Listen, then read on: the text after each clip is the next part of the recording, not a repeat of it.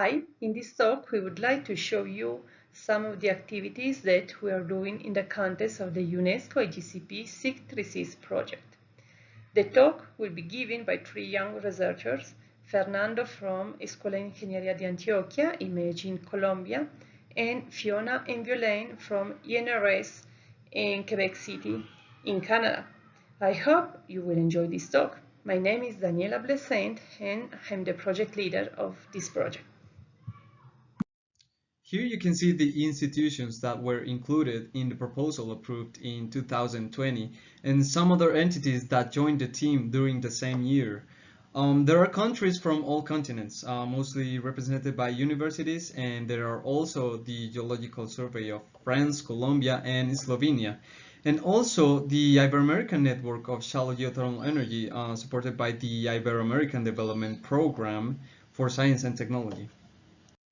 In this presentation, we will talk about the basic concepts of geothermal energy, the history of the group and its collective goals, which will be reviewed in depth later on.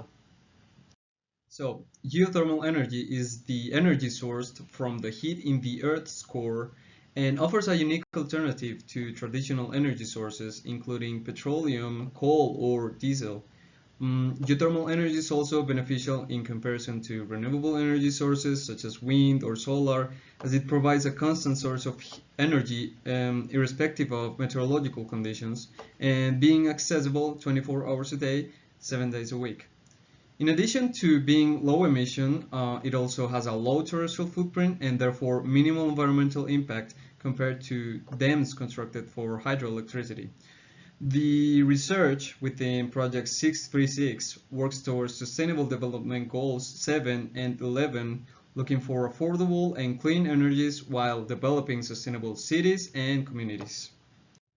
The opportunity to start a binational collaboration between Colombia and Canada was the workshop whose flyer is shown here to the left of the slide. Thanks to the grant named Mobility of Researchers in America given by the Francophonie Center of the Americas, who funded the travel from Colombia to Canada of Professor Daniela Pleasant.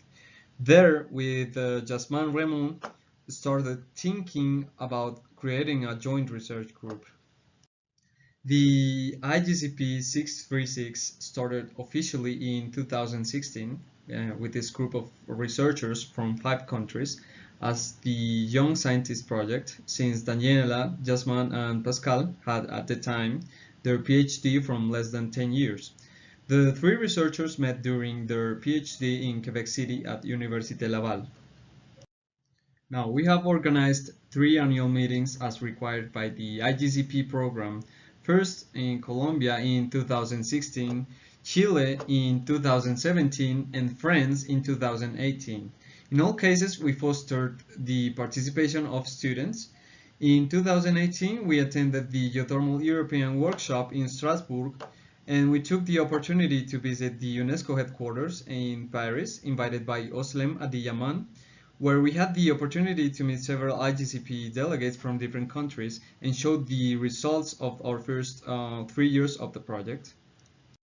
In that meeting in Paris, they motivated us to prepare a full proposal for a 5-year project, which was submitted in October 2019 and then approved in 2020, with this leading team right here and with the countries that have been shown at the beginning of the presentation.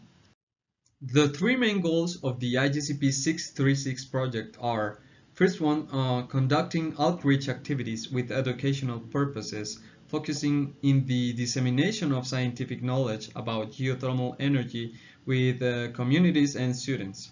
Second, it aims to increase the knowledge and understanding of deep geothermal reservoirs through research in different countries. The final goal is promoting the installation of geothermal heat pumps and overall shallow geothermal systems that can be energetically more efficient than conventional systems.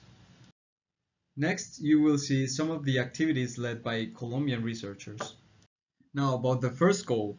We conducted an online survey to analyze the perception of geothermal energy in the countries involved in the IGCP 636 group between 2016 and 2019 that has been published in Geothermal Energy. Then we repeated the same experience with face-to-face surveys as shown in the picture to the right, in the rural area around the Nevado del Ruiz volcano in Colombia. We could analyze some differences between the rural and urban areas and with the online results.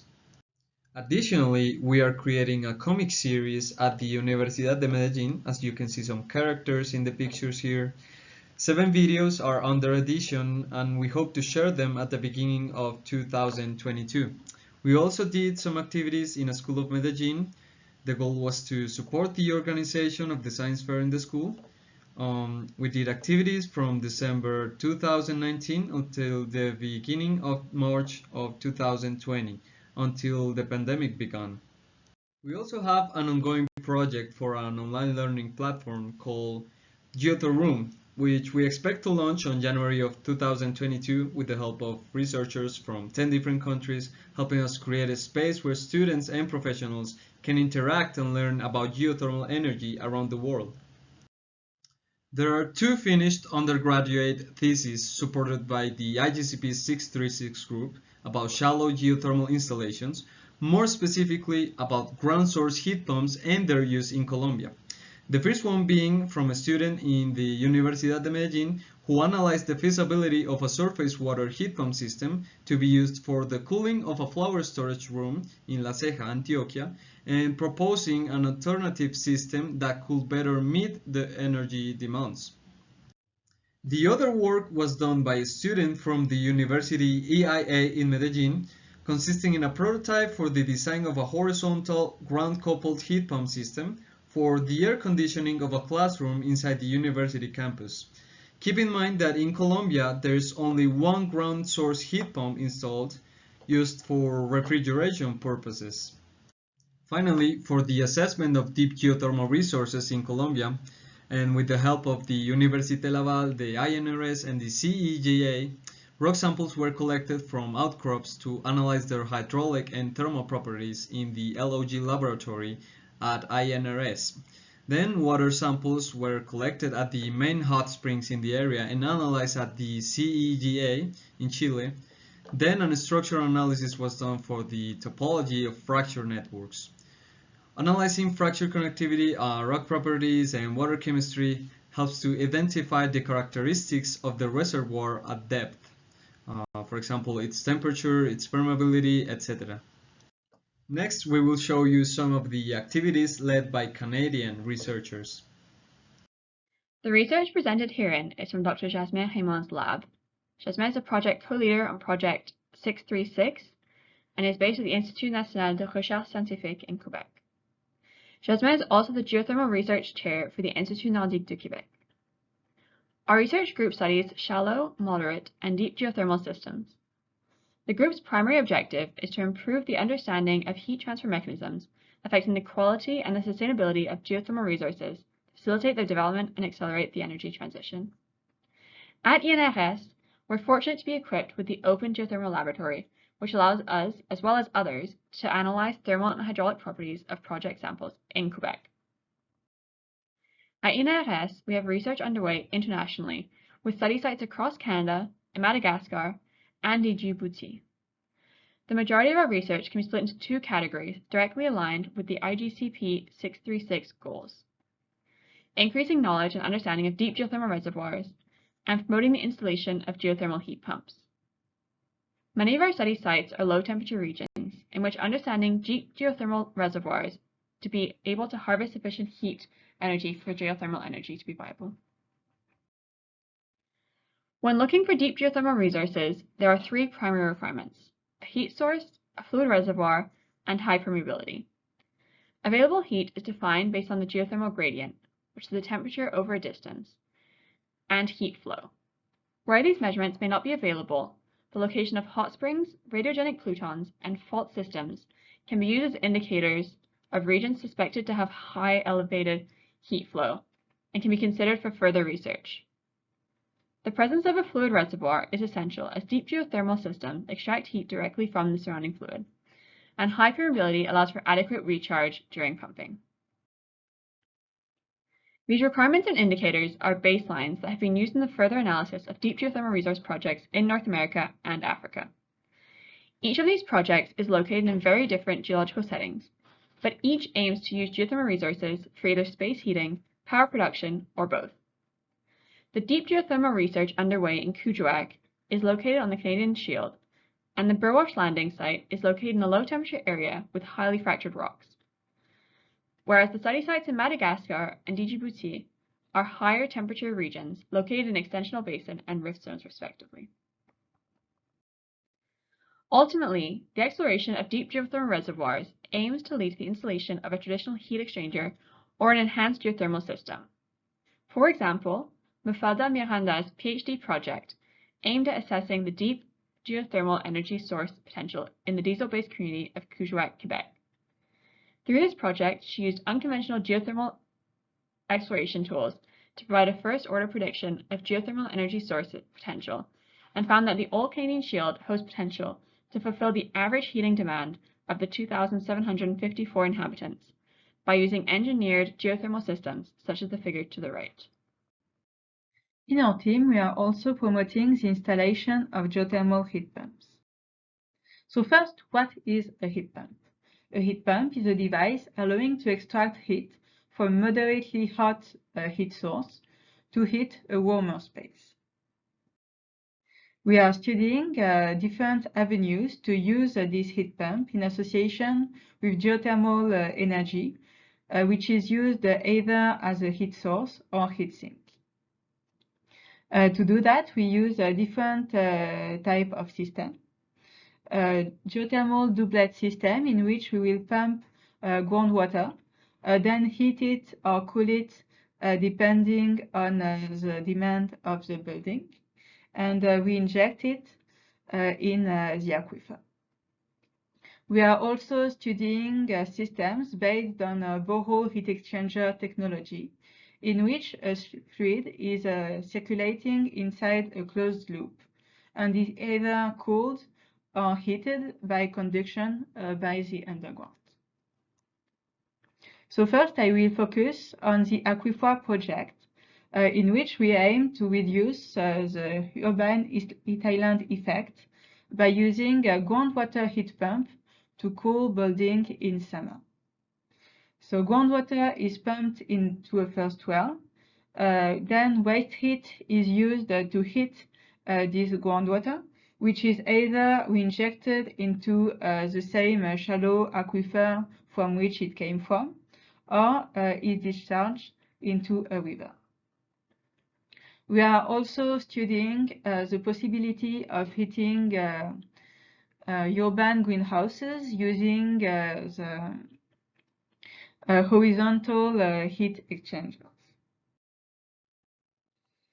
A lot of our projects aim to reduce the dependency of northern communities of Quebec to diesel using a borehole heat exchanger. Borehole heat exchangers are either used as a standalone device to directly heat building or coupled to either solar energy or biomass. On the right side, I show an example of a heat storage system that was designed, in which heat is harnessed using solar panels in the summer, and is then stored into the ground using multiple borehole heat exchangers. This heat is used in winter to heat the building. As you may know, the temperature increases with depth in the underground. So for heating purpose, deeper system could be more efficient in extracting heat than shallower ones. That's why we studied the geothermal potential of intermediate depth systems, either deep borehole heat exchanger or geothermal doublet, in Bécancour area in southern Quebec. So their systems were optimized and will be compared in this project. Then another avenue to use geothermal energy in association with heat pumps would be using doublets in abandoned flood mine. So the first project to assess the geothermal potential of an underground mine was studied by Dan Goyo. He developed a numerical model to assess the geothermal potential and used it to calibrate an analytical solution that can be used rapidly in any underground mine. We also have a new project to estimate the geothermal potential of open pits, taking into account the different interaction of the water in this pit with the environment to better design the system. Finally, in our team, we are also developing new methods to assess the thermal properties of the ground. Most of them are based on thermal response test technology and aim to either reduce the test time and complexity, or to assess other thermal properties such as heat capacity. Through these projects, the geothermal group at INRS aims to advance the knowledge, quality, and sustainability of geothermal resources. Each project is highly interdisciplinary, and we work in partnership with many First Nation, government, commercial, and academic partners, without whom this research wouldn't be possible. By educating the general public about geothermal resources, increasing the knowledge of deep geothermal reservoirs, and promoting heat pumps, IGCP Project 636, Geothermal Resources for Energy Transition, aims to contribute towards Sustainable Development Goals 7 and 11 by increasing the presence of geothermal energy in the global energy budget.